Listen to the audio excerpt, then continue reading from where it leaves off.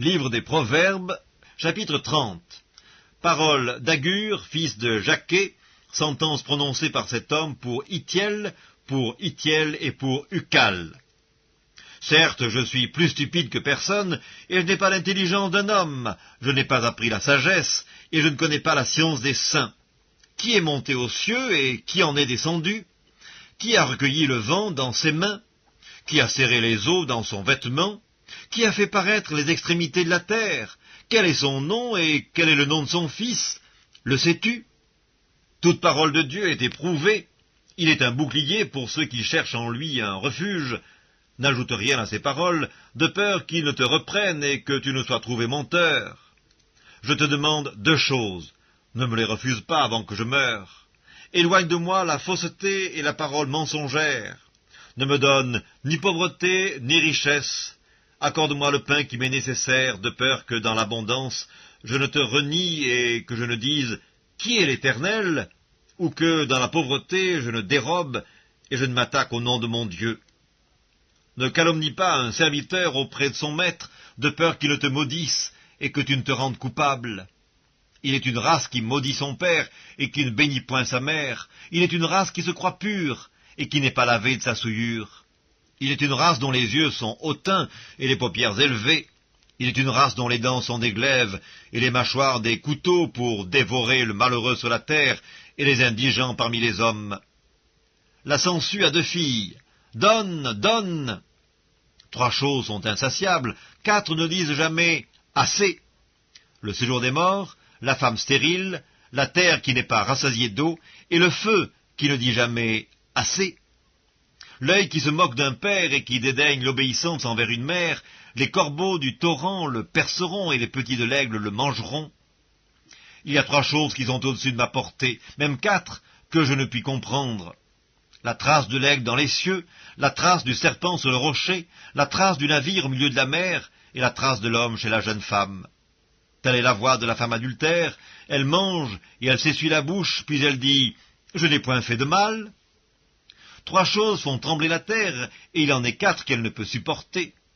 Un esclave qui vient à régner, un insensé qui est rassasié de pain, une femme dédaignée qui se marie, et une servante qui hérite de sa maîtresse. Il y a sur la terre 4 animaux petits et cependant des plus sages. Les fourmis, peuple sans force, préparent en été leur nourriture. Les damans, peuple sans puissance, placent leur demeure dans les rochers. Les sauterelles n'ont point de roi, et elles sortent toutes par division. Le lézard saisit avec les mains, et se trouve dans les palais des rois. Il y en a 3 qui ont une belle allure, et 4 qui ont une belle démarche. Le lion, le héros des animaux, ne reculant devant qui que ce soit. Le cheval tout équipé, ou le bouc, et le roi à qui personne ne résiste. Si l'orgueil te pousse à des actes de folie, et si tu as de mauvaises pensées, mets la main sur la bouche, car la pression du lait produit de la crème, la pression du nez produit du sang, et la pression de la colère produit des querelles. Proverbe chapitre 31. Parole du roi Lémuel, sentence par lesquelles sa mère l'instruisit. Que te dirai-je, mon fils? Que te dirai-je, fils de mes entrailles? Que te dirai-je, mon fils, objet de mes vœux? Ne livre pas ta vigueur aux femmes, et tes voix à celles qui perdent les rois. Ce n'est point au roi, Lémuel, ce n'est point au roi de boire du vin, ni au prince de rechercher les liqueurs fortes, de peur qu'en buvant ils n'oublient la loi, et ne méconnaissent les droits de tous les malheureux. Donnez des liqueurs fortes à celui qui périt, et du vin à celui qui a l'amertume dans l'âme, qu'il boive et qu'il oublie sa pauvreté, et qu'il ne se souvienne plus de ses peines. Ouvre ta bouche pour le muet, pour la cause de tous les délaissés. Ouvre ta bouche, juge avec justice, et défends le malheureux et l'indigent. Qui peut trouver une femme vertueuse? Elle a bien plus de valeur que les perles. Le cœur de son mari a confiance en elle, et les produits ne lui feront pas défaut. Elle lui fait du bien, et non du mal, tous les jours de sa vie. Elle se procure de la laine et du lin, et travaille d'une main joyeuse.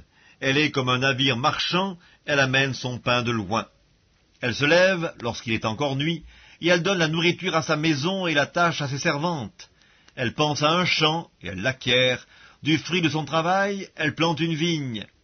Elle ceint de force ses reins, et elle affermit ses bras. Elle sent que ce qu'elle gagne est bon, sa lampe ne s'éteint point pendant la nuit. Elle met la main à la quenouille et ses doigts tiennent le fuseau. Elle tend la main au malheureux, elle tend la main à l'indigent. Elle ne craint pas la neige pour sa maison, car toute sa maison est vêtue de cramoisis. Elle se fait des couvertures, elle a des vêtements de fin lin et de pourpre. Son mari est considéré aux portes lorsqu'il siège avec les anciens du pays. Elle fait des chemises et elle les vend, et elle livre des ceintures aux marchands. Elle est revêtue de force et de gloire, elle se rit de l'avenir.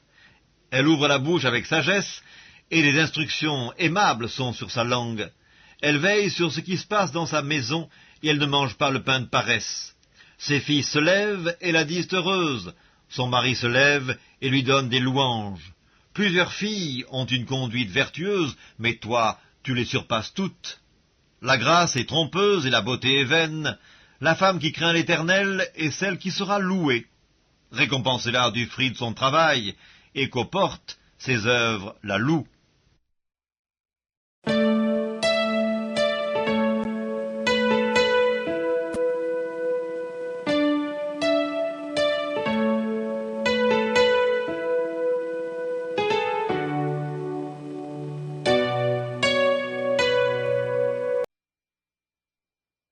Les Actes des Apôtres, chapitre 16. Il se rendit ensuite à Derbe et à Lystre.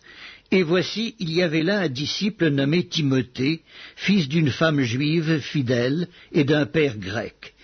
Les frères de Lystre et d'Icône rendaient de lui un bon témoignage. Paul voulut l'emmener avec lui, et l'ayant pris, il le circoncit à cause des Juifs qui étaient dans ces lieux-là, car tous savaient que son père était grec. En passant par les villes, il recommandait aux frères d'observer les décisions des apôtres et des anciens de Jérusalem. Les églises se fortifiaient dans la foi et augmentaient en nombre de jour en jour. Ayant été empêchés par le Saint-Esprit d'annoncer la parole dans l'Asie, ils traversèrent la Phrygie et le pays de Galatie. Arrivés près de la Mysie, ils se disposaient à entrer en Bithynie, mais l'Esprit de Jésus ne le leur permit pas. Ils franchirent alors la Mysie et descendirent à Troas. Pendant la nuit, Paul eut une vision. Un Macédonien lui apparut et lui fit cette prière: « Passe en Macédoine, secours-nous » ». Après cette vision de Paul, nous cherchâmes aussitôt à nous rendre en Macédoine, concluant que le Seigneur nous appelait à y annoncer la bonne nouvelle. Étant partis de Troas, nous fîmes voile directement vers la Samothrace, et le lendemain nous débarquâmes à Néapolis. De là nous allâmes à Philippe, qui est la première ville d'un district de Macédoine et une colonie. Nous passâmes quelques jours dans cette ville. Le jour du sabbat, nous nous rendîmes hors de la porte, vers une rivière où nous pensions que se trouvait un lieu de prière. Nous nous assîmes et nous parlâmes aux femmes qui étaient réunies. L'une d'elles, nommée Lydie, marchande de pourpre, de la ville de Thyatire, était une femme craignant Dieu, et elle écoutait. Le Seigneur lui ouvrit le cœur pour qu'elle fût attentive à ce que disait Paul. Lorsqu'elle eut été baptisée avec sa famille, elle nous fit cette demande: « Si vous me jugez fidèle au Seigneur, entrez dans ma maison et demeurez-y. » Et elle nous pressa par ses instances. Comme nous allions au lieu de prière, une servante qui avait un esprit de python et qui, en devinant, procurait un grand profit à ses maîtres, vint au-devant de nous et se mit à nous suivre, Paul et nous. Elle criait: « Ces hommes sont les serviteurs du Dieu très haut, et ils vous annoncent la voie du salut. » Elle fit cela pendant plusieurs jours. Paul, fatigué, se retourna et dit à l'esprit: « Je t'ordonne, au nom de Jésus-Christ, de sortir d'elle. » Et il sortit à l'heure même. Les maîtres de la servante, voyant disparaître l'espoir de leur gain, se saisirent de Paul et de Silas et les traînèrent sur la place publique devant les magistrats. Ils les présentèrent au prêteur en disant: « Ces hommes troublent notre ville. Ce sont des Juifs qui annoncent des coutumes qu'il ne nous est pas permis de recevoir ni de suivre, à nous qui sommes Romains. » La foule se souleva aussi contre eux, et les prêteurs, ayant fait arracher leurs vêtements, ordonnèrent qu'on les bâtît de verges. Après qu'on les eut chargés de coups, ils les jetèrent en prison, en recommandant au geôlier de les garder sûrement. Le geôlier, ayant reçu cet ordre, les jeta dans la prison intérieure et leur mit les ceps aux pieds. Vers le milieu de la nuit, Paul et Silas priaient et chantaient les louanges de Dieu, et les prisonniers les entendaient. Tout à coup, il se fit un grand tremblement de terre, en sorte que les fondements de la prison furent ébranlés. Au même instant, toutes les portes s'ouvrirent et les liens de tous les prisonniers furent rompus. Le geôlier se réveilla et lorsqu'il vit les portes de la prison ouvertes, il tira son épée et allait se tuer, pensant que les prisonniers s'étaient enfuis.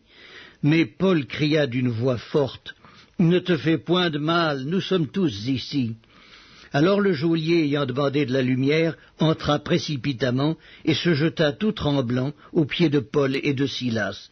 Il les fit sortir et dit, « Seigneur, que faut-il que je fasse pour être sauvé ?» Paul et Silas répondirent, « Crois au Seigneur Jésus et tu seras sauvé, toi et ta famille. » Et ils lui annoncèrent la parole du Seigneur ainsi qu'à tous ceux qui étaient dans sa maison. Il les prit avec lui, à cette heure même de la nuit, il lava leurs plaies, et aussitôt il fut baptisé, lui et tous les siens. Les ayant conduits dans son logement, il leur servit à manger, et il se réjouit avec toute sa famille de ce qu'il avait cru en Dieu. Quand il fit jour, les prêteurs envoyèrent les licteurs pour dire au geôlier « Relâche ces hommes !»